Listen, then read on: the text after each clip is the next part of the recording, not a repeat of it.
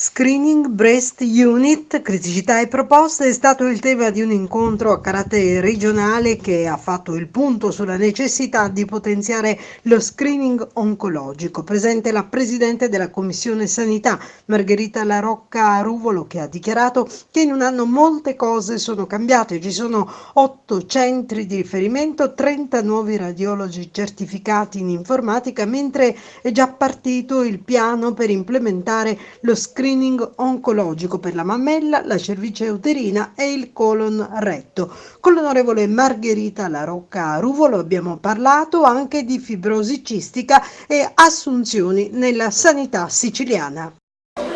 Onorevole La Rocca Ruvolo, parliamo di altro. Intanto c'è un suo grande impegno in questi giorni in Commissione Sanità sulla fibrosi cistica, su altre iniziative. Ecco, ce le vuole illustrare?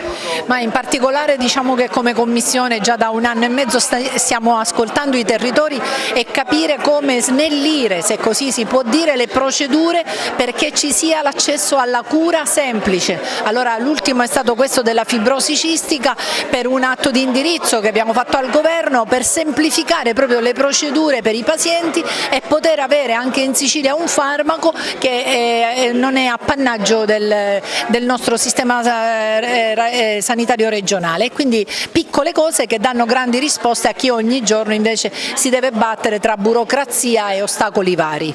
Intanto si profilano delle assunzioni in sanità che potrebbero un po' sanare una difficile situazione? Questa è una cosa molto importante, ritengo. Un po' il Governo ha tenuto testa a quelle che sono le esigenze, ha firmato un decreto, l'assessore nei prossimi giorni verrà pubblicato, per 1700 assunzioni tra medici, operatori sociosanitari e infermieri. È ovvio che le procedure concorsuali saranno precedute dalla mobilità regionale e extraregionale, ma le assunzioni a tempo indeterminato, quindi concorsi per queste figure, sono sicuramente una boccata di ossigeno in una sanità che sente fortemente il peso di operatori ridotti all'osso. Ecco, quindi questo è molto importante.